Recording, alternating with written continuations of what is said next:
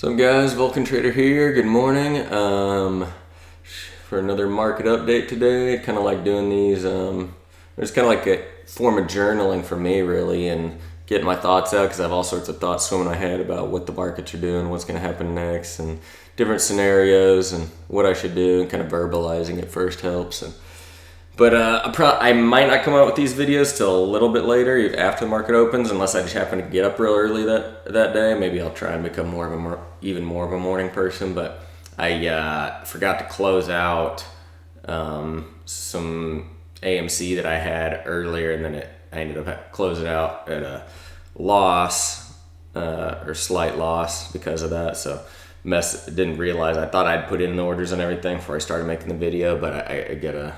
Yeah, not going to do that at the same time. I need to finish all my own personal stuff first, then make the video. But if anyone wants some, if you want my stuff live or whatever, then you might be open to do some coaching with some people that want to become professional traders or something like that. But anyway, this is all just maybe for learning experience for anyone that's watching it. Not if the price is still about the same as what I bought it at, then yeah, you could still go for it. But if it's away from it, then yeah, don't consider it if it, it's changed in however many hours it takes for me to make the video, publish it from the point whenever maybe I took the trade. But sorry about that if that's the case. But yeah, just consider it more for educational and what you can learn to do on things in the future, if nothing else. So anyway, as far as I was watching Matthew Cratter's video on the Fed meeting minutes, so let's see, Trader University, he's a friend of mine. Y'all should check him out. But he had this video, the Fed spits in the punch bowl, and but yeah, he's got real good stuff. I've actually a couple years ago I paid for his Trader University course and went through the whole thing, and so he's kind of one of my mentors. He was the head trader at Peter Thiel's hedge fund, actually. If you know who he is one of the starters of PayPal with Elon Musk. But yeah, anyway, go check out his stuff. And but he talked about how, well, the Fed said that they're not going to be tapering asset purchases, meaning they're still going to be buying bonds and whatnot, and that as far as the longer term rates, they're not changing them. But then I didn't realize it, but he was pointing out that in 2023, they're going to change the Fed fund rates, but that caused the midterm bonds, like the 1, 2, and 5 year bonds, to go up. And he's saying he thinks that alone could cause us to have a market sell off, and then the summer months are typically weaker. Not all the time, but I've noticed that too.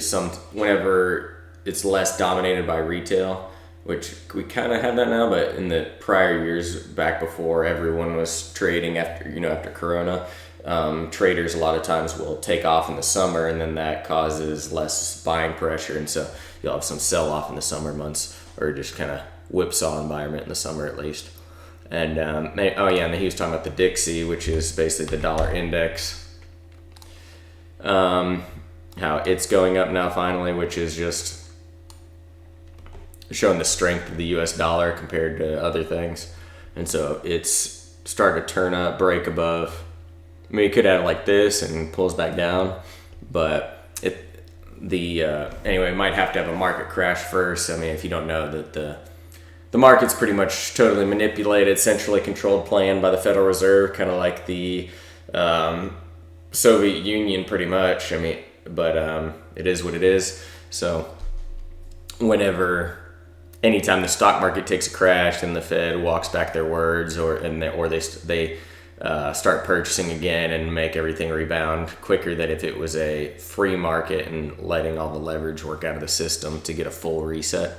So if that happens, you're starting to see that now. But then if you look at, so I always look at the indexes, which would be that. So I have a watch list here of all the index. You got the NASDAQ, which is the top 100 tech stocks roughly, and then this is the S&P 500, top 500 largest U.S. stocks, Dow Jones, which it's just a really old index. It's just randomly picked stocks by some humans, but it's if you want to go back really far and look at historical indexes, it's the oldest actually. So you can go back to, you know, some real, like if I pulled up a 1 month chart, for example, I can see, you know, all the way back to 1897 here, if you wanted to do some really far back historical analysis. But I don't really watch it too much other than that.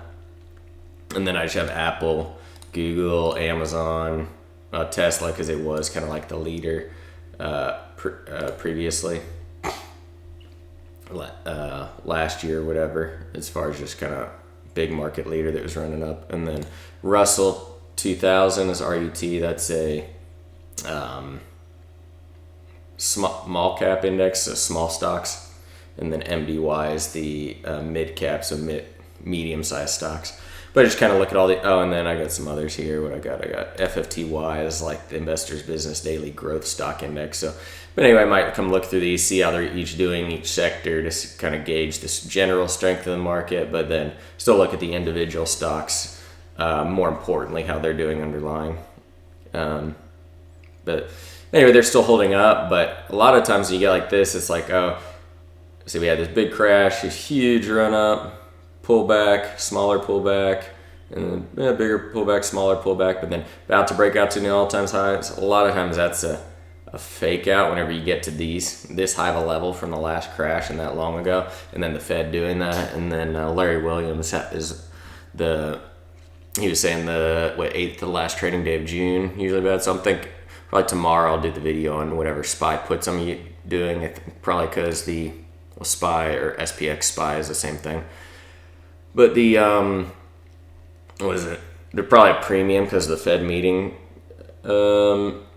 Anytime there's some event like earnings or Fed meeting, whatever, on whatever the thing you're trading, the option prices will be a little bit too expensive. So maybe wait till tomorrow, and tomorrow is the 8th of the last trading day of the month. And we'll buy like a 2-week SPY put or something like that, and see how that does. But just to follow him on that trade. But anyway, as far as what I'm holding, well, let's see. We'll look at the Wall Street bets. They were kind of the sector leaders, and they're still not doing too much. GameStop, well, GameStop could be turning up there. It's possible. There's a gap in the smaller chart here, so maybe GameStop goes back up to here, that fill that gap possibly.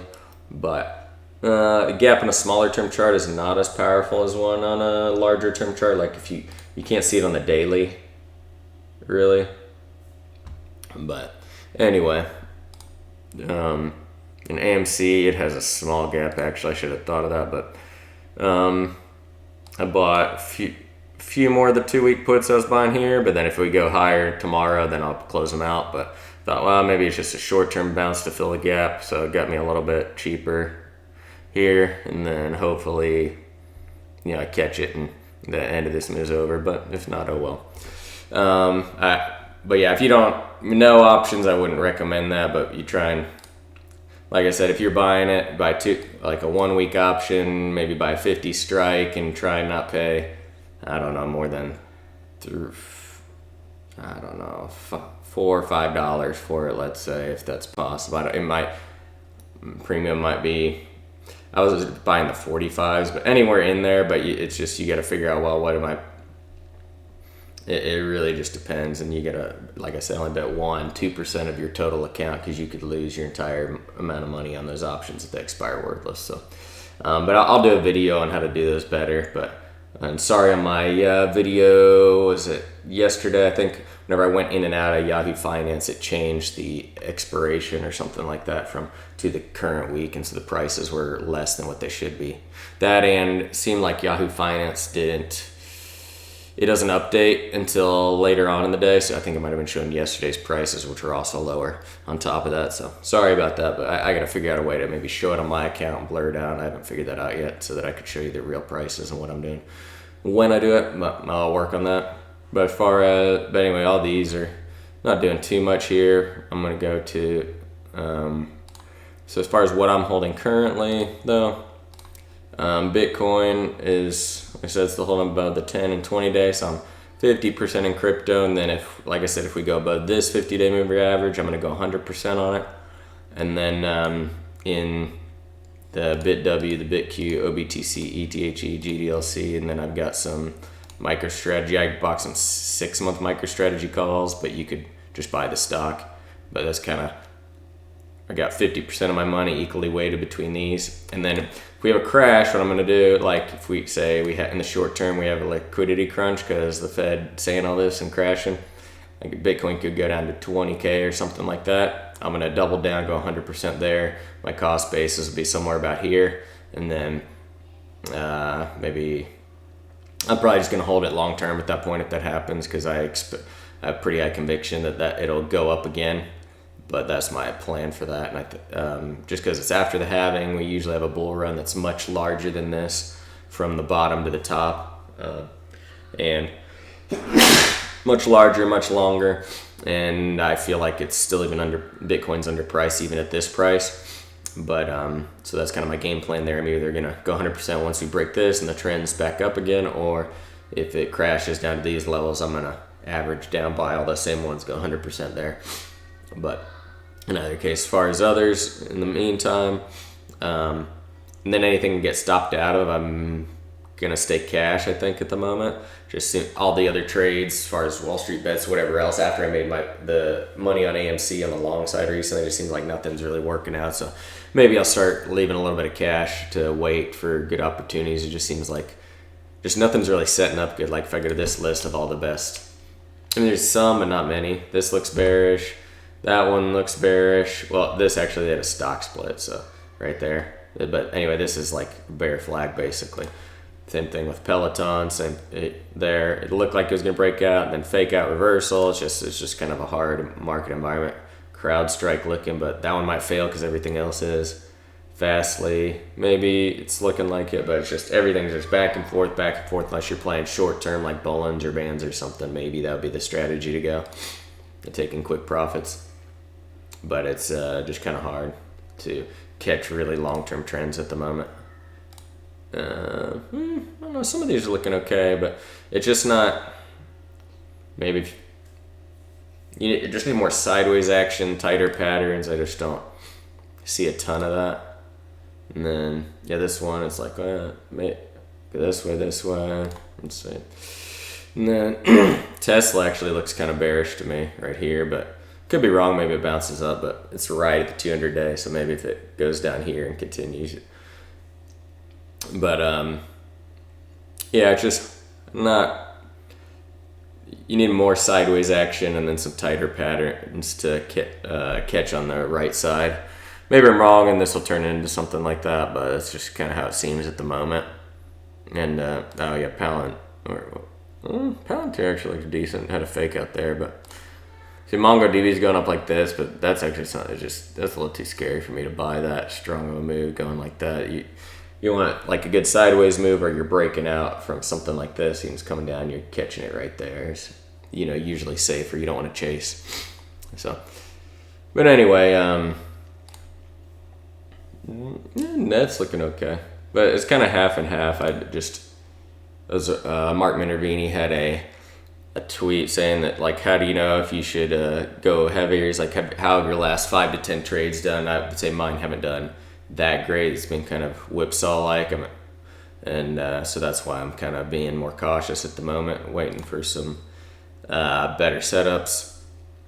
But and then as far as UWMC, that's another one I'm holding. Yeah, I'm still holding on to what I got, but it's holding up fine. It's holding up above the 10-day, but I've got longer term calls on this, so I might hold the 20-day, like 2 and 6 month calls. I might, if it holds up above the 20 or the 50, might be my style. I just see how it acts, and but it's still holding up decent. ACAD, same thing. I've got some longer term calls on it, and kind of expected that it should pull back to here, but I still expect it to fill this gap at some point. So I'm going to try and hold until that happens, and have a further back stop on it, for maybe 10-15% for my entry or something. I'm not sure, thinking about it, unless I end up getting into crypto sooner. AMC, and we could see, we start to see some more sideways consolidation or whatever, or break this line here, maybe I'll consider going back long on AMC, but we shall see. And Wish, bullish, actually holding up pretty good. That's a decent looking flag here, so I'm still holding on to that, and it's still staying up above the 10-day moving average. But those are just my other ones that I got still, as other than the crypto stuff. But it's kind of what I'm doing at the moment, and trying to play it more cautious, hold a little bit more cash at the moment until see some things setting up better, and see if we kind of get some weakness coming in the next couple of weeks or whatever as far as the general market. Yeah, but that's it. Like, subscribe, comment, share this. That helped me out if you did that. Trying to build this channel up more. And comment, tell me what you'd like to see, if you want to review anything, whatever. But anyway, talk to you later.